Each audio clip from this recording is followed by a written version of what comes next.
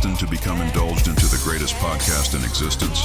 You have now been given access to excellence with the greatest opinion on all things culture.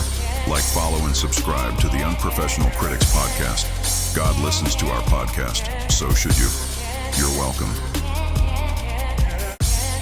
Oh my God.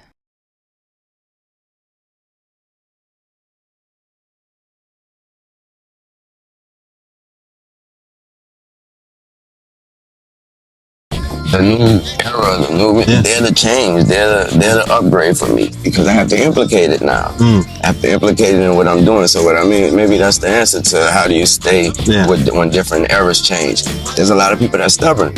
A lot of artists that's stubborn, not just rappers, period. Yeah. You know what I mean? There's a lot of artists that's stubborn and designers, anybody that feels that when the times change, I'm not changing. My style has won me wherever it's gotten me, so it's gonna work every time. Yeah. Well, I'm not that guy. I'm the guy that said, I like what you just said. I like what that sounds like. So you are paying attention to the younger generation. I try. Yeah. And so we want people to really respect what rap music is. You got to understand its origin. Welcome back, critics, fellow critiquers. We are the Unprofessional Critics podcast. Go ahead, like, follow, subscribe, man. Make sure to let everybody know about our brand new podcast. This is for the culture, man, from the Black perspective. We are available everywhere. I mean, literally anywhere. Spotify, Pandora, YouTube, everywhere. Apple Podcasts. All you got to do is just search the Unprofessional Critics podcast. Tap in for a full episode. We got a new one for you today. How you feeling, bro? I'm feeling beautiful, baby. I'm feeling good. I'm feeling blessed. All right, man. We are JMC and Professor X, ladies and gentlemen. AKA, man, the Marvel superheroes of podcasting. Got a good one for you today. Episode 3. Number 3. I'm just some English snaps. Like poetry nights. What you know about that? All right. Shout out Unspoken. Good memories. We are going to talk about the state of hip hop. It's in an interesting place. It is. It's a discussion. It is something to talk about. So we're going to start off with the first subtopic in the state of hip hop, and that is the young generation versus the old generation. Here's a little something you can ponder in your mind. Something that has never been explored along these lines. Paint a mental picture of the guns you can find, and I'll show you why we're so fascinated with the 9. The reason that we like it doesn't lie in the design. The secret of our adoration lies behind the 9, the number. It has a special meaning that's divine, a spiritual significance that needs to be defined. Man's relationship with the number 9 is odd. It has its beginnings and its origins in God. Here is an example that I'm giving to you first. Consider there are 9 planets in the universe. Mercury, Venus, Earth, then the Mars. Plus the other 5 planets rest among the stars. They're all heavenly bodies, but herein lies the wisdom. Consider that your heavenly body has 9 systems. A planet for each system. A system for each planet. This seems to be a symbolism that we take for granted. Circulatory, reproductive, skeletal, and nervous. Muscular and endocrine, the others. Go research it. And then just prepare. The universe is 999 times 999 times squared. There's a little science from the time dropped right from the mind of the sign. Number 9. 9 represents birth, completion. That's all. Take notice how the 9th month is the start of fall. It's the 3rd out of 4 seasons, so peep what you find, that the 3 for the season is the square root of 9. Bullets from the 9mm keep on gunning. My mother Ty said that 9 is the number of the woman. So look closely at the word feminine, and you will find, if you break it down right, that it's really feminine, the woman in 9. And that's just a segment. Because a 9 looks like the bottom half of a woman when she's pregnant. So peep how it takes her 9 months to have a baby. Approximately 270 days she carries her seed. And that math is divine. Because the 2 plus the 7 plus the 0 equals 9. A man, when he marries a woman, the band is placed on a woman's ninth finger on her hand. Surprising? Here is something a little more enticing. Retailers use a 9 in marketing and advertising. Pricing: a car is $20,099. Gum is $79. Candy is 99 cents. A gallon of gas, $3.99. They do this because they know the attractiveness behind 9. It always multiplies back to 9. Use any number with a 9, you can find this is true. 9 times 2 is 18. And 1 plus the 8 equals 9. You know what I mean? 9 times 8. See, that's 72. The 7 plus the 2 is 9. This you can do. With 1, 2, 3, 4, 5, 6, or 7, even 9 times 9, 10, or 11, 360 degrees, you will find that the 3 plus the 6 plus the 0 equals 9. Got myself. Okay, let's go! Now, because we're not the oldest guys in the group, so we're not talking about Sugar Hill Gang, we're going to specify. There is a cutoff. There is a cutoff. Because even I don't want to listen to Sugar Hill Gang, right? So the old generation for us, let's say I'm talking early stages, beginning Eminem, Jay-Z, late 90s, 2000. I'm a little bit older than you, though. Nas. Like, my journey started just 2 seconds before yours. Let's not go ahead of Reasonable Doubt-ish, right? Ahead of Reasonable Doubt? Let's not be before that. Let's not go... Oh, man. Even Illmatic is a little, it's pushing it, right? Oh, first of all, you keep your mouth off of Illmatic. Unless you are giving praise to such things. No, I'm saying that is the standard of old generation, right? It's the gold standard of hip hop still. Comparing that to the new generation is Playboy Cardi. Ass. It is NBA Youngboy. Ass. It is the drill scene. And so all of the guys that fall into that category, the Chief Keefs of the world. And so as we talk about the state of hip hop, I want to say we are representing, standing firm on the older generation. Is the young generation carrying the torch? Are they living up to something that was created specifically for us, by us? Or are they tarnishing the image of something that is so valuable? I think B. I think in the grand scheme of things, one of the larger issues as it comes to the culture is the fact that we don't own our own image in the way that we should.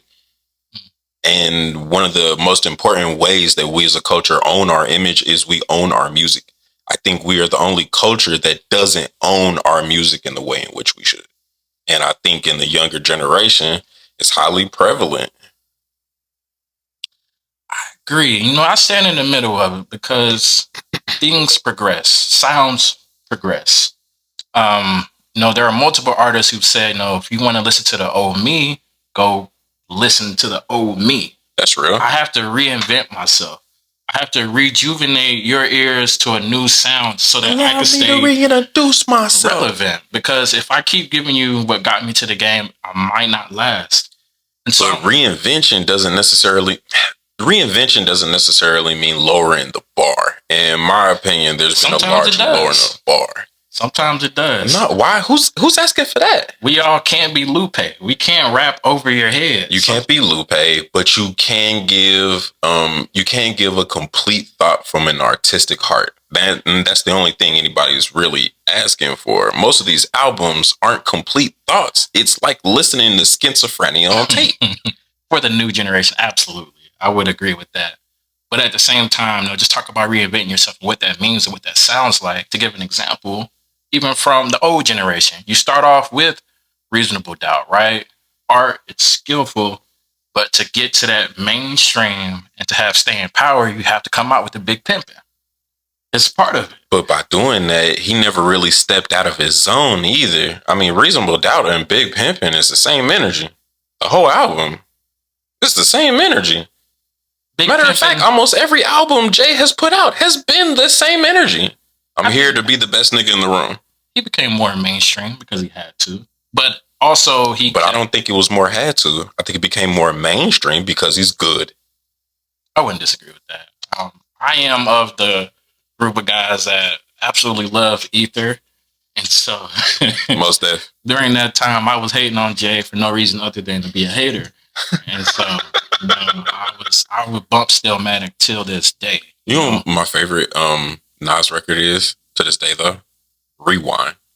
I actually, as you were saying that, I was thinking of my favorite one, and I agree. Rewind is like an artistic masterpiece from so many levels, because to be able, first of all, to be able to write it that way, and then to be able to perform it that way and still end with a coherent story that you could sit down and really enjoy, like that's master storytelling that is rarely repeated. Listen up, gangsters and honeys, with your hair done. Pull up a chair, honey, put it in the air, son. Dog, whatever they call you, God. Just storytelling is a lost art, and Nas, the imagery that came from each line, each bar, each story. You know, you feel like you're in New York eating a slice of pizza. And he did it in reverse, ladies and gentlemen. He did it in reverse. It's hard enough to do a record like that going forward just because of the way he wrote it, but he done it in reverse. Absolutely agree. And that entire album, you know, going back to Stillmatic, Second Childhood was a favorite of mine. That's a great record. One Mic, you know, good stuff. Great record. Good stuff. And so that entire album, I think it's in a golden era. Oh, like it's feeling like that's an era where it was okay for even thugs to cry. They had that Beanie Siegel joint. I can feel it in the air. They crying about going back to jail. No, an important era. But I don't think that because of that era, we should dismiss what we're getting now. Because you talked about ownership, and the purpose of the ownership is to make money. And so what they're doing now, they're focused on their income. I disagree. I mean, at the end of the day, why else are you owning your entertainment product? Because you want your family to be able to eat off of it once you're gone. That's not what I mean by owning it. When I say us as the culture owning it, it's about owning the story. It's about owning the narrative that's not only around hip hop but around the culture at a large. In my opinion, I think we're to a space where we really have to start evaluating gangster rap. Like it used to be that space was important. That branch of the culture was important because it was a part of representing something that white America didn't want to pay attention to at the time. But in 2025, how helpful is NBA Youngboy to the culture, really? It's ingrained in the culture, right? You know, we have the NWAs of the world, and it literally is a part of the fabric of hip hop in itself. And so it goes hand in hand, right? It was a necessity then. It's not a necessity now. But at the same time, the guys who stand up for the new generation who are actually good, right? I really like. Who? That's the other. Who? I genuinely like. Top 5 from the past 10 years. Go. Well, I was going to say, right now, I really like Big X the Plug. Love him. I do love him. He's great. He's fantastic. I don't know, what generation does J. Cole fall in, right? Because he's literally a living legend. Kendrick Lamar. I think he's in that bridge space. But yeah, I mean, in the past 10 years, yeah. Kendrick, J. Cole. You're probably going to disagree with me on this, but I just recently listened to a Key Glock album, and I liked it. Now, he's from Memphis, so you get that hard, tough Memphis sound, but amazing. Which is important. I miss the Memphis sound. I wish we had more of it in today's hip hop right now. I think him and Big X, the Plug, great production. Big X has fantastic production. Beat choice has always been very important, right? Mm-hmm. Because what you're saying or not saying has more or less weight depending on that beat choice. My only issue with Big X is his style is super unique. But then when you start looking up that Texas style, it's really easy for him to blend back into the herd because a lot of them sound like Big X. The only thing that sets him apart is his production level. And the fact that he's got a really unique voice. Nobody else right now, including everybody, nobody else has that production level. It's that good. And so there are some people who are doing it right. And I think, Big X can carry the mantle for that. I like Key Glock. There's just a couple of guys, outside of the known greats, Kendrick Lamar, J. Cole, Drake. There are some other guys who need respect. You know who doesn't get enough love, though, and honestly should be on that level because he's been putting in just as much work, probably over the same amount of time? What was that? Benny the Butcher. Benny the Butcher and Griselda, period. The Butcher. Seriously, the Butcher gets no love. Who else? Big Crit. I remember way back in the day, all I wanted was a candy car with hella flakes. Crushing hoes, slamming doors. Big Crit has been putting in album after album after album, honestly, of fantastic self-produced work, and does not get enough love. I like that you mentioned Big Crit, because he's one of those guys who came out exceptionally good. And he's in a space right now where he probably settled down and had a family, and the tone of his music has changed. It changed from Southern playalistic, great flows to brunch music. And why do I feel like that's disrespect? I don't like what is the change of sound. Brunch music? Because I absolutely love Big Crit. Going all the way back to when Crit was here. Talking about the Crit was here. Catalactica has probably got to be my favorite album of his. Catalactica was fantastic start to finish. Mount Olympus might be one of the Mount Olympus was fantastic too. Right? Yeah. But now it's, he's probably talking about folding clothes, going on dates, He isn't rapping about his car, his subs enough for me anymore. Honestly, he was better when he stepped away from the subs, because he's got so many different records about the condition of being black in America.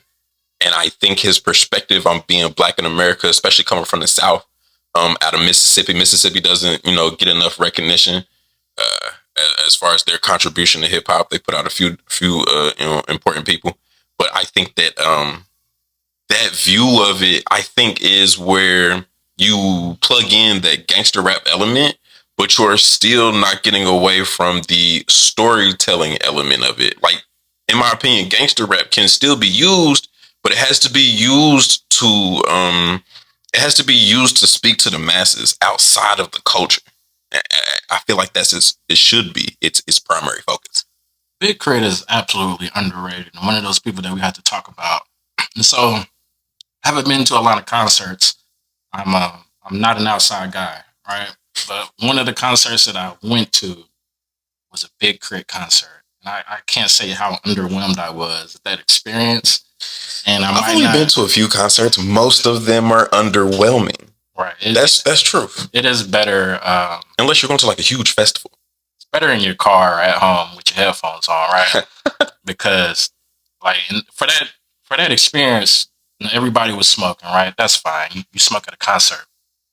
This guy was obviously, outside of his element, way above his limit, whatever his level was. I don't know what he was smoking, right?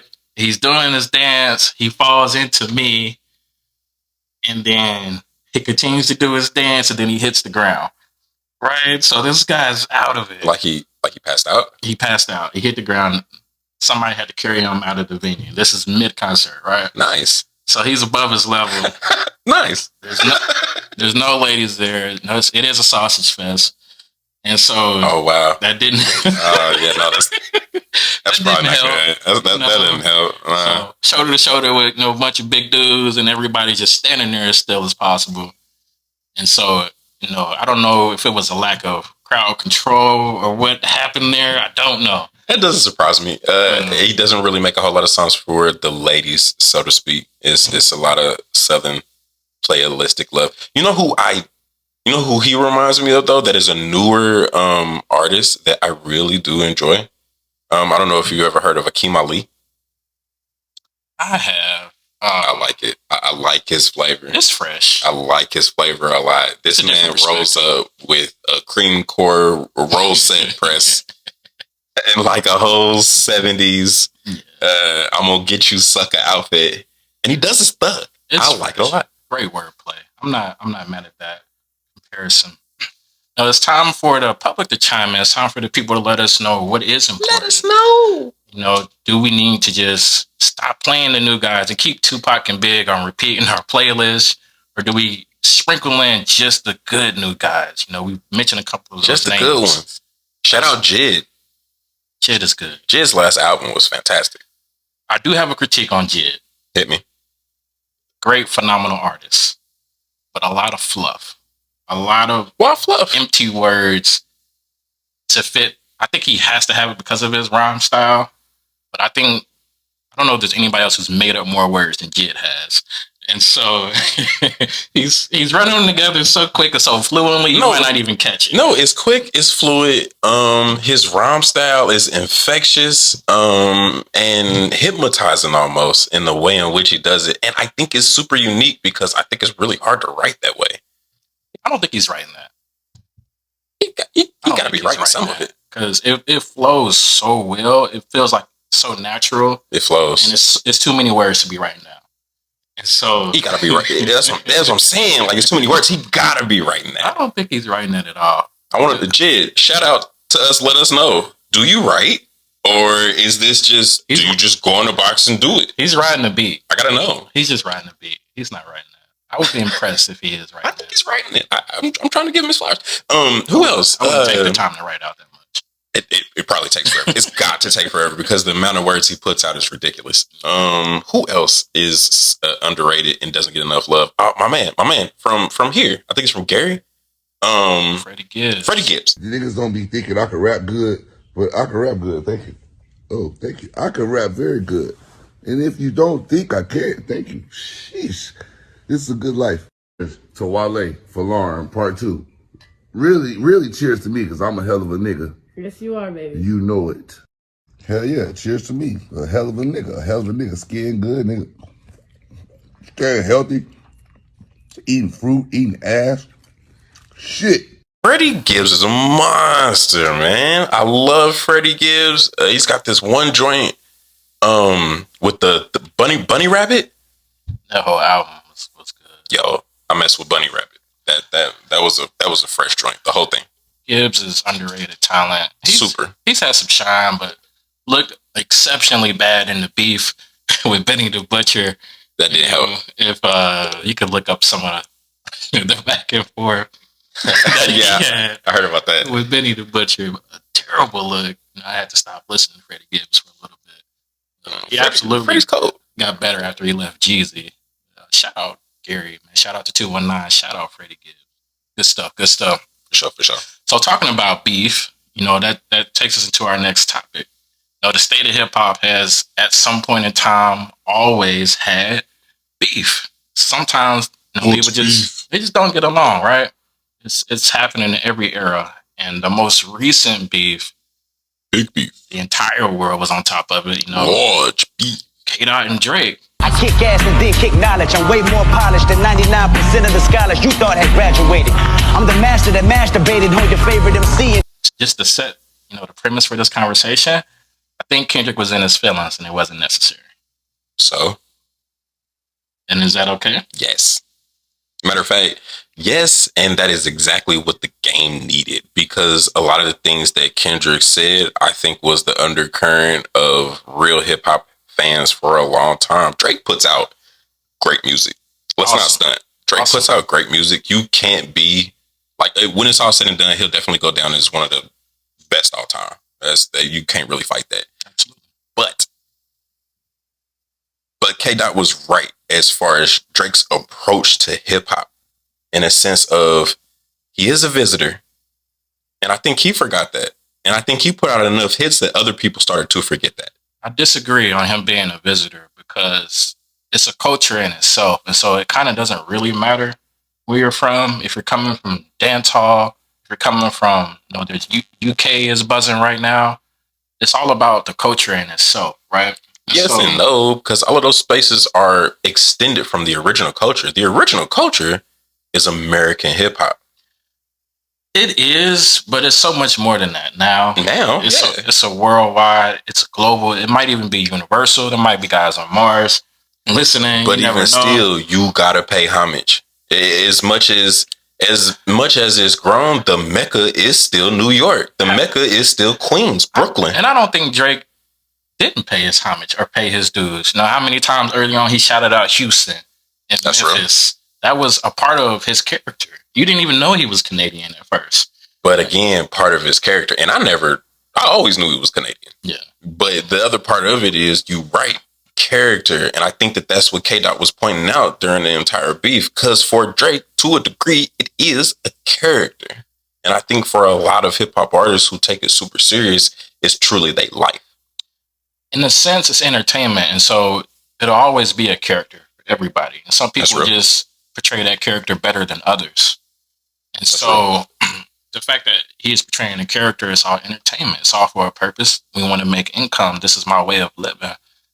But Kendrick took it personal that we called it a big three. And I think a big three was correct. And I also disagree with the idea that Not Like Us was this amazing hit because that song was not good. And I also disagree with the fact that Kendrick won that beef because he got a pass for mentioning a child that didn't exist. He got a pass for singing a nighttime lullaby in that same song that was absolutely terrible. No confirmation on the child. He got a pass for cover art that was sent to him that he used for one of his beef songs that he didn't understand what it meant.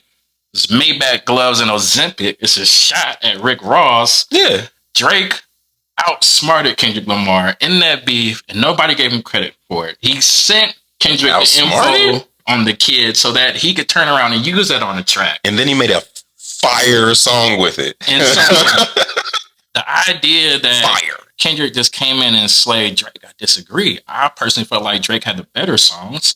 And I feel like the best song of the entire beef was the one that J. Cole apologized about and took down. And so, honestly, I did not like that record. For me as a whole, I think hip hop took a bad beat because I'm a J. Cole guy. And he just went full jelly back, decided that he is not here to fight anybody. I like Cole. I think part of the reason why he done that record wasn't a good record. And it's not because Cole's not good. It was because Cole, you could hear like the energy of the record. Cole was out of his element. He ain't really want to do that. I disagree. And I felt like you could feel that throughout the entire record. I would say go listen to it, but we can't. Right? And so who does that in hip hop? Maybe it's on YouTube somewhere. Somebody let us know where we can listen to this track. Because I think if you go back and listen to it, I think he was telling the truth about Kendrick's discography, right? We blow it up. We make it like he's Jesus every time he drops a track. Fantastic. Is it? Kendrick's discography is first of all, To Pimp a Butterfly is easily top 5 albums in hip hop. We've had this conversation. Of all time. Fight with your mama. I don't want to hear. To Pimp a Butterfly is easily top 5. It is one of the few albums in hip hop that is a non-skipper. It's might be about 10 albums in hip hop that's non-skip the whole way through. To Pimp a Butterfly is one. I may be in the minority, but I dislike that album. And I hate the gaslight that it gets because I don't want to hear some guy rapping over 7-Eleven jazz beats. That is not for me. Now I get it. These are intricate. No. It's the drums. No. It's the drums. It's the melody. And more than that, more importantly, To Pimp a Butterfly is a beautiful love letter to the black man about his experience in America. That's not something needed that I can ride to while I'm driving. That's not something I play while I'm cleaning up. We gonna be all right. It's elevator music. It's not anything more than elevator music. That's crazy. We act like every time Kendrick Lamar creates music, it's the best thing that our ears have ever heard. Loyalty. And I disagree. And I'm not even a Drake fan. I'm not a super Drake fan either. I've loved Drake since October's very own. Let's keep that 100. That was this mixtape before he actually even signed, and I love that mixtape still to this day. Good stuff. Just in this argument, I'm not saying this to be on Drake's side because I'm not even on Drake's side at all. I just genuinely feel like Kendrick Lamar is overhyped, and that's what J. Cole said essentially in his record. Like, we got to stop gassing guys up just because it's not street, just because it's in a sense backpack, but. Cole's not street. Cole will be considered backpack. Cole is, in my opinion, the greatest rapper dead or alive. That's wild. That's wild. Hey, you know what? And this is why. K-Dot. And you want to know why? How? And you want to know why? Because when Cole sat there and was like, Big Three, sitting there at the table with Drake, you know what I'm saying? The competitive. Hip hop is a contact sport.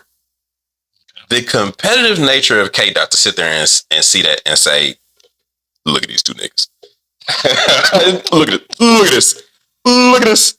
And know that he could get up and rap both of these cats in circles easily. No, by no means does he wrap around J. Cole. Drake, absolutely. But J. Cole... Drake's not even really there for the lyrical concept of this. And that's what K-Dot was telling him when he showed up on the scene. He was like, look. No. J. Cole, bar for bar, I take J. Cole over Kendrick without hesitation. Why? And album for album, I'm taking J. Cole over Kendrick without debate. Section 80? Section 80 was good. And it was the beginning.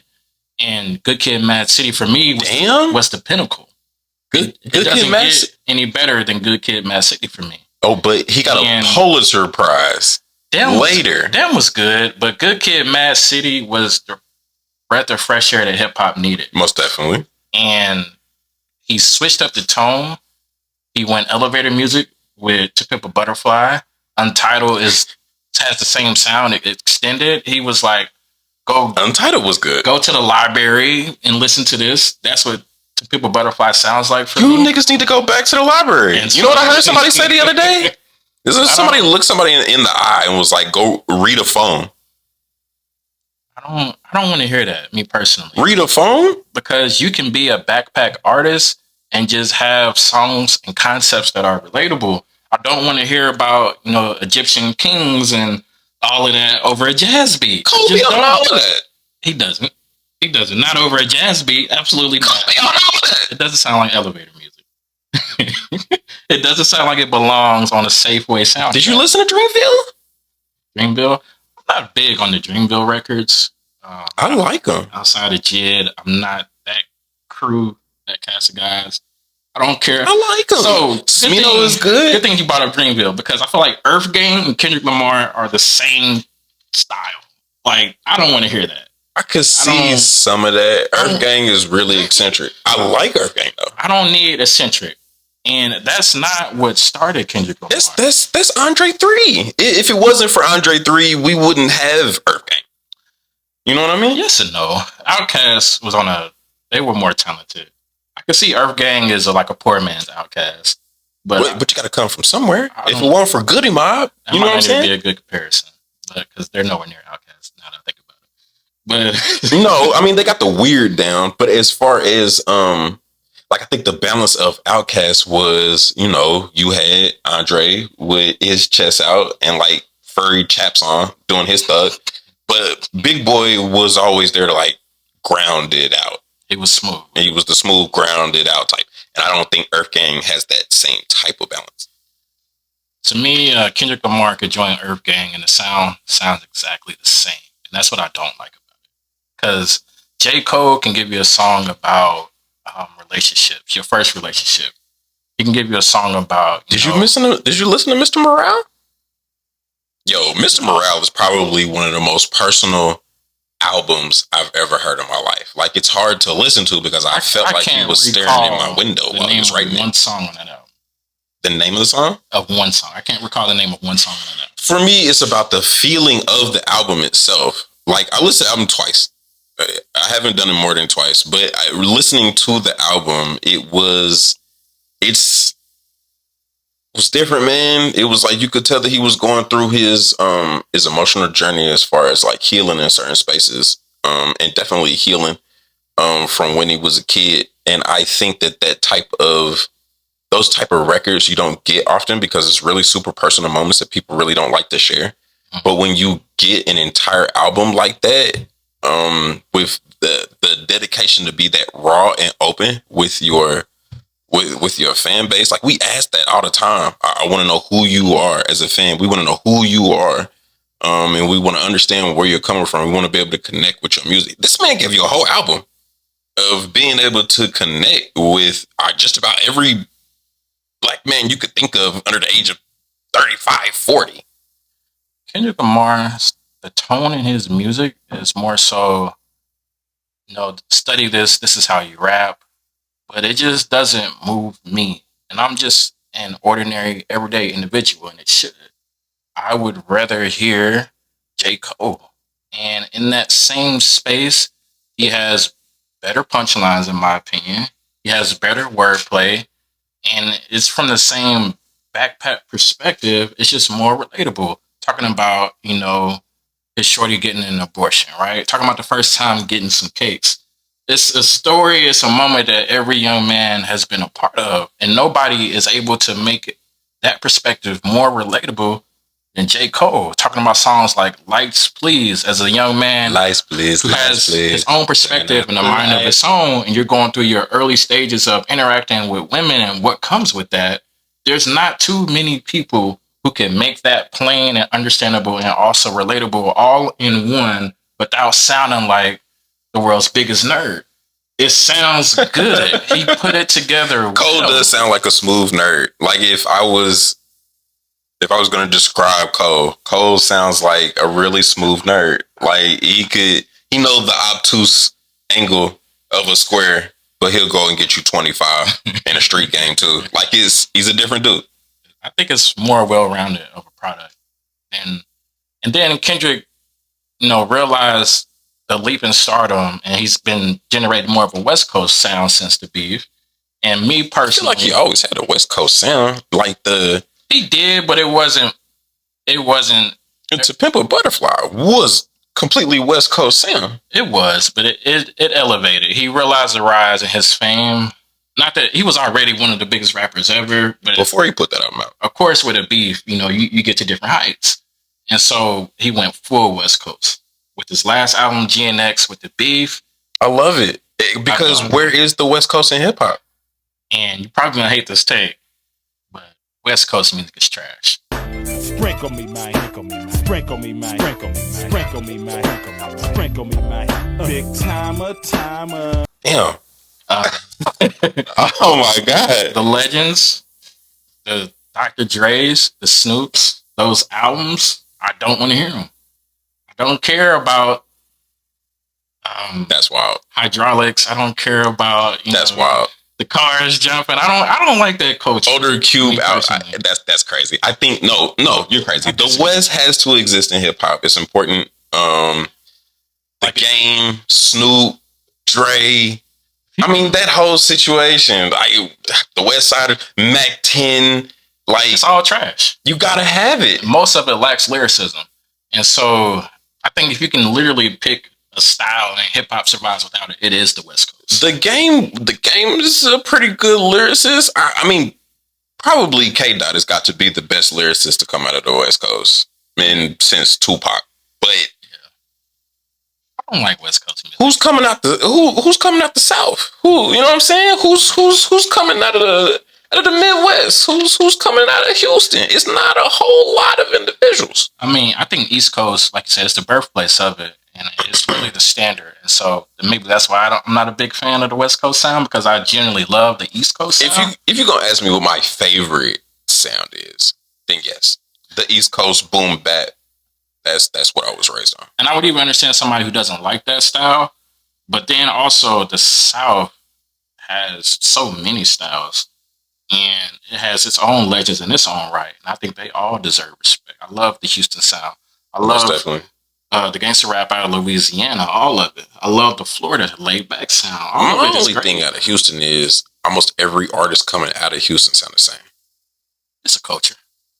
And that's cool, but there's got to be there's a difference when you hear cats coming out of New York. Yeah, you could tell they're from New York, but they got they own flavor. You feel what I mean? Like Jay-Z didn't sound like Wu-Tang. That's true. So just speaking of, different, essentially dialects, different cultures and what they bring to hip hop, you mentioned Houston, like they all sound the same, man. Just shifting the focus a little bit, one of the better artists coming out of Houston, rapping for the ladies. The ladies. To bring the ladies into the conversation, we got the Meg Stallions of the world, right? Meg Thee Stallion's ass. It's a different vibe. We're just gonna put it out there. Meg Thee Stallion can't rhyme. Now, and I'm gonna do this, a double whammy. She lost all that weight. I hate it. I won't disagree with either. I liked you better when you was thick, boo. I don't know. I don't know. who got in your head and told you to do this? I do not know. But I loved you better when you was thick. Oh, and shout out to Lizzo. I know you looking great, baby. You looking great. But hey, I wasn't upset. I'll say that. I wasn't upset. So just in a sense of hip hop. Yes. I'm just saying the impact is Megan Thee Stallion can't rhyme. There is no bar for her lyrics. She's just out there with cakes. But I also think that is part of the issue as it comes to ladies and rap period at the moment. Yeah, y'all putting out a lot of records, but these are horrible records. Like 90% of them are horrible records. And so we started the conversation with essentially, understanding the evolution of it, the young generation. The ladies, a lot of them right now come from that young generation. So we have a shift, right? We have the Megan Thee Stallions, we have the Cardi B's, we have the Glorillaz. Doechii. No, I think all of Doechii. She's fantastic, and she's probably the best female on the market right now. It's all an acquired taste for me. She's the only one that can actually rhyme. I would disagree. I don't like Doechii, but you don't like nobody, bro. You don't like nobody. Doechii is different, and She's an artist. She's not just approaching it from a cookie cutter. This is A sample, B sample, slap a bridge in between and put it out. She wants to give you real meat, and I love it. So there's a Drewski skit. This doesn't pertain to Doechii, but it pertains to my perspective on music as a whole, especially hip hop. There's a Drewski skit, right? And he's like, the point he's trying to get across is everybody's trying so hard to be different, to be abstract.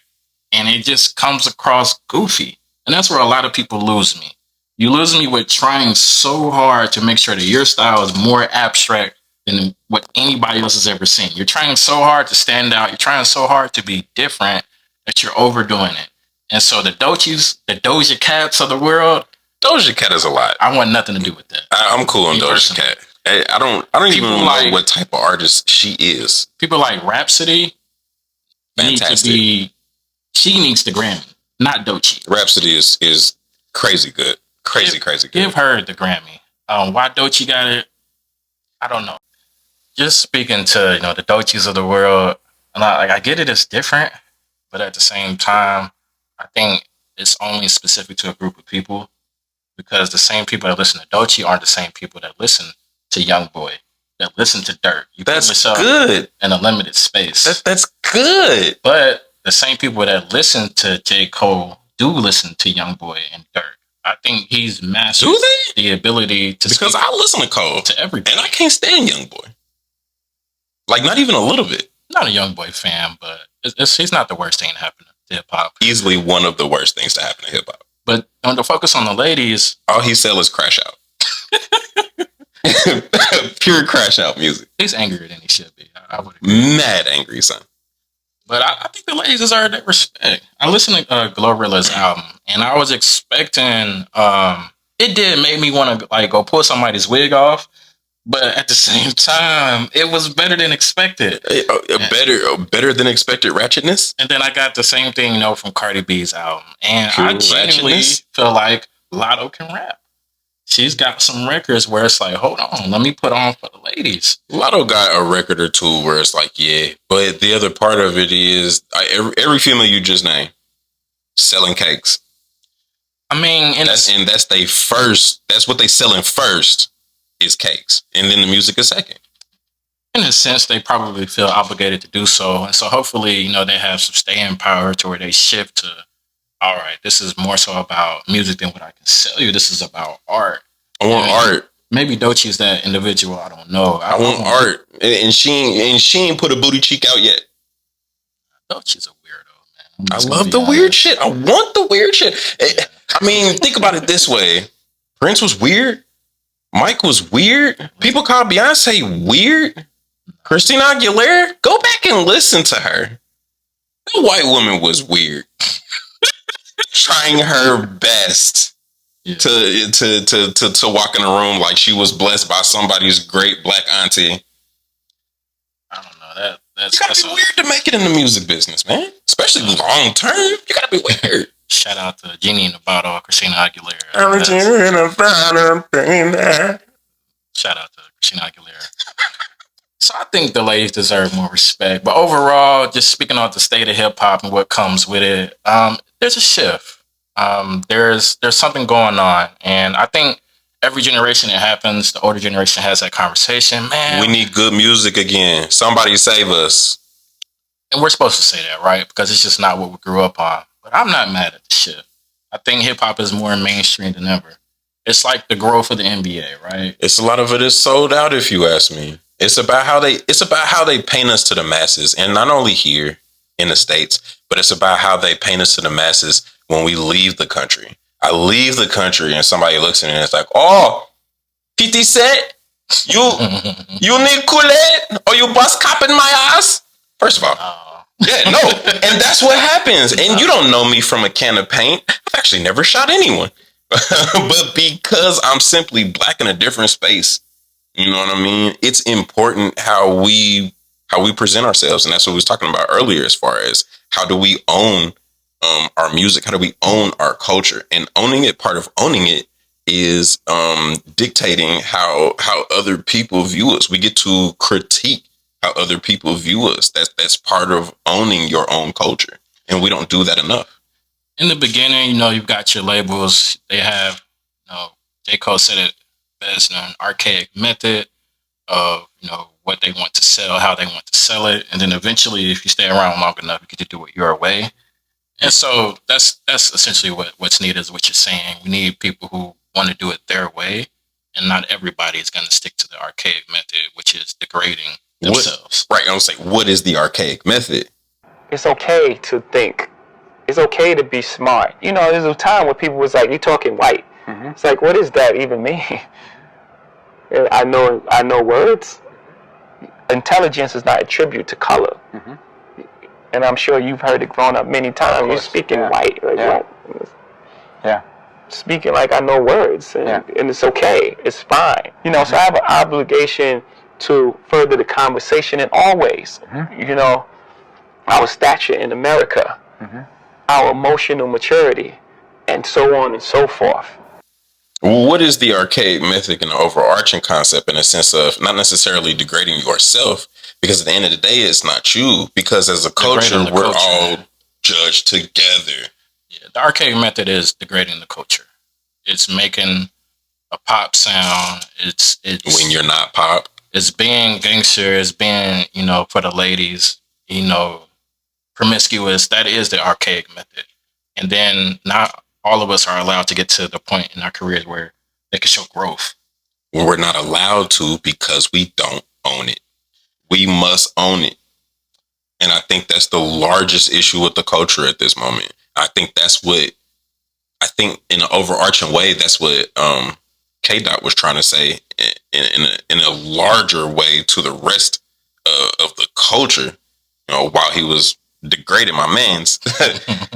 I think to the rest of the culture, he was saying, it's time for us to wake up and look at who is digesting our culture, for what reasons, how are we critiquing it, and how does it make us look when we put it out. I think we have to be more conscious, not necessarily about putting out conscious records, because people do want to have fun from time to time, and those records are important too. But at what point are we treating the culture like a VH1 episode? You feel me? It just a bunch of individuals of color on screen throwing water at each other. Or are we individuals who are working towards a particular goal? Because guess what? Nobody else is going to do it with us. Nobody else is going to do it for us. But we keep complaining about what it is we don't have. We only have one option. And until we take that option, I think the state of hip hop stays in a wavy place where people can look at it and say, yeah, Obama's great. Look at that hip hop. I think that's only in perspective. And I think part of that can even be considered vague, because it just has to grow. It has to spread, and it's going to change. You don't grow without change. And so it's just a part of the process. And so stepping back and looking at it as a whole, you do get to pick what you digest. And so you can digest the dough cheese. I won't.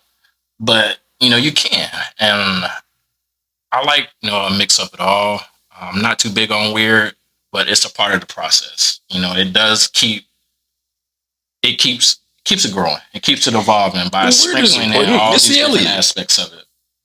Missy's a legend, but not my taste. Weird. Missy was definitely different. Hella weird. It's my window. I seen somebody dancing in a trash bag the other day playing the song. That's hilarious. Those videos are hilarious. Overall, in perspective, the state of hip hop, it's debatable. It is great. It's in good hands. It needs to go back to what it was. It's a very interesting concept on where the state of hip hop is. And I think it's really personal.